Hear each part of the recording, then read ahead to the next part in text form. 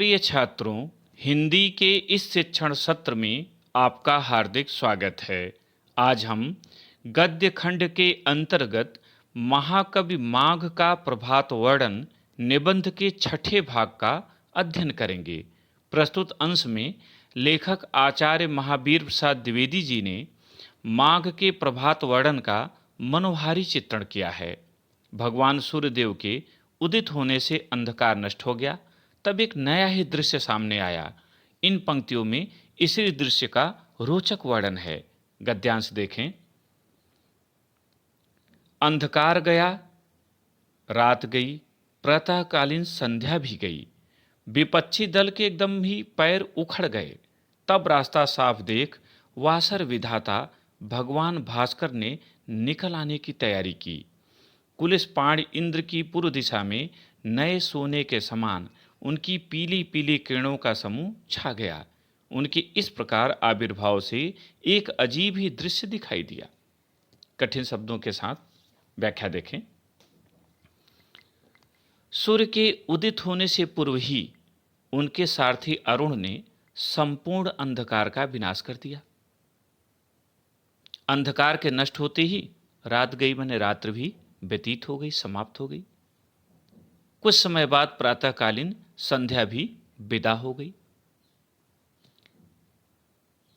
विपक्षी दल के बिल्कुल पैर ही उखड़ गए, अर्थात वह पराजय स्वीकार कर भाग खड़ा हुआ।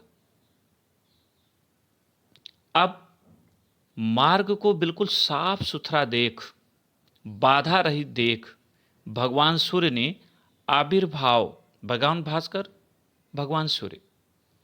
भगवान सूर्य ने निकल आने की तैयारी की, उदित होने की तैयारी की। कुलिस पाण, कुलिस माने वज्र, पाण माने हाथ, कुलिस पाण माने वज्रधारी, इंद्र की पूर्व दिशा में, पूर्व दिशा को इंद्र की दिशा माना गया है। तो कहते हैं कि वज्रधारी इंद्र की पूर्व दिशा में सूर्यदेव की नवीन सोने के समान पीली किरणों का समूह छा गया। उनके इस प्रकार के आविर्भाव माने उदित होने से एक अजीब माने विचित्र ही दृश्य दिखाई दिया। आपने बड़वानल का नाम सुना ही होगा। बड़वानल समुद्र में लगने वाली आग, बड़वाग्नि।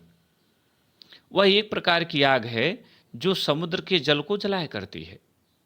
लेखक कहता है कि आपने बड़वाग्नि का नाम तो सुना ही होगा।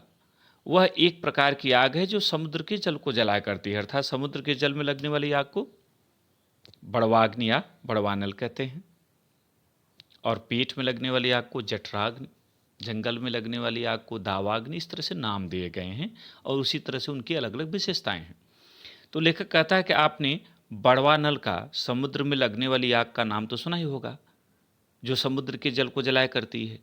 सूर्य के उस पीले पीले किरण समूह को देखकर ऐसा मालूम होने लगा जैसे वही बड़वाग्नि समुद्र की जलराशि को जलाकर त्रिभुवन को भस्म कर डालने के इरादे से समुद्र के ऊपर उठाई हो। त्रिभुवन माने तीनों लोग। लेखक कहता है कि आकाश में जब सूर्य की सुनहली किरणें पड़ी तो वे समुद्र के जल के ऊपर फैल गईं और ऐसा लगा जैसे समुद्र में आग लग गई हो, बड़वाग्नि लग गई हो, और वह अग्नि संपूर्ण जल को जलाकर तीनों लोगों को भस्म करने का इरादा बनाकर, उद्देश्य बनाकर उस जल के ऊपर उठाई हो। अर्थात समुद्र के भीतर जाकर उसने पूरे समुद्र के जल को जला दिया और तीनों लोगों को जलाने का इरादा बनाकर, उद्देश्य बनाकर समुद्र के जल के ऊपर उठाई है।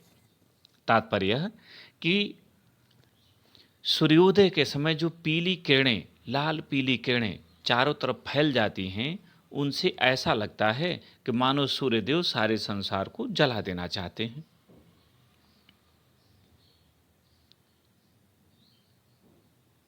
धीरे धीरे दीननाथ का बिंब क्षितिज के ऊपर आ गया। दीननाथ, दीनानाथ, दीनों के स्वामी अर्थात भगवान सूर्य।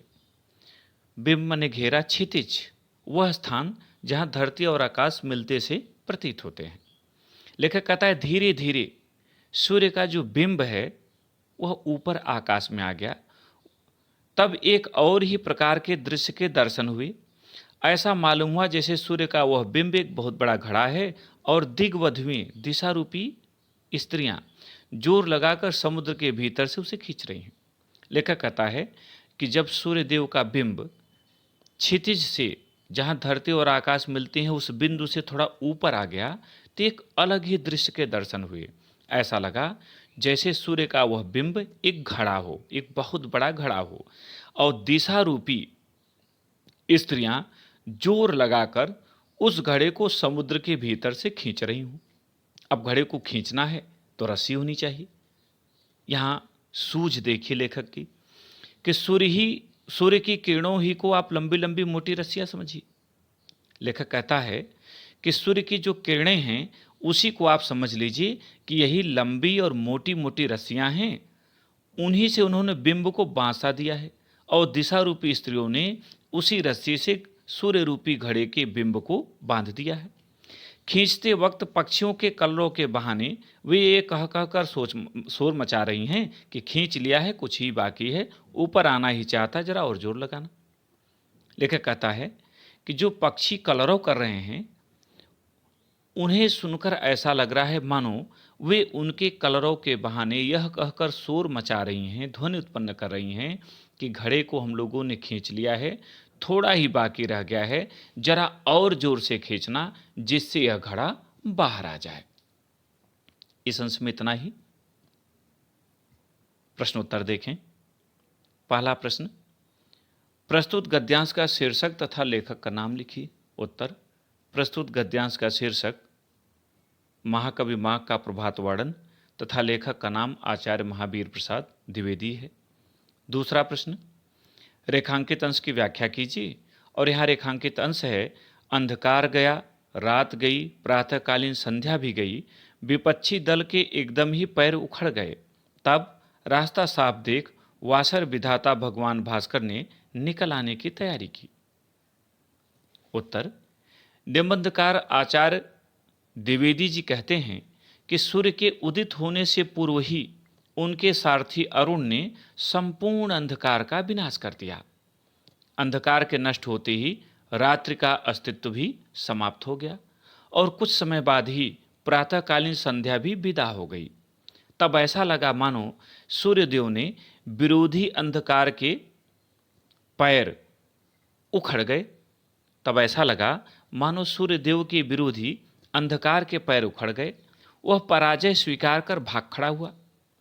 यह देख कि मार्ग बिल्कुल साफ है, उसमें कोई बाधा नहीं है, भगवान सूर्यदेव ने उदित होने की तैयारी आरंभ कर दी।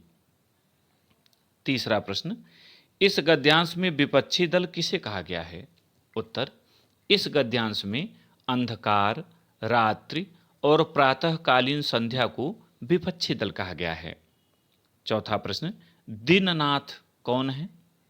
दीननाथ सूर्य को कहा गया है क्योंकि वही दिन के नाथ अर्थात स्वामी हैं। पांचवा और अंतिम प्रश्न, दिग्वधुएं किरण रूपी रस्सियों के सहारे किसे खींच रही हैं? उत्तर, दिग्वधुएं किरण रूपी रस्सियों के सहारे सूर्य रूपी घड़े को खींच रही हैं। प्रिय छात्रों, मुझे उम्मीद है कि आपको यह भाग समझ में आ गया होगा। प्रश्नोत्तर को अपनी उत्तर पुस्तिका में लिखें। बहुत बहुत धन्यवाद।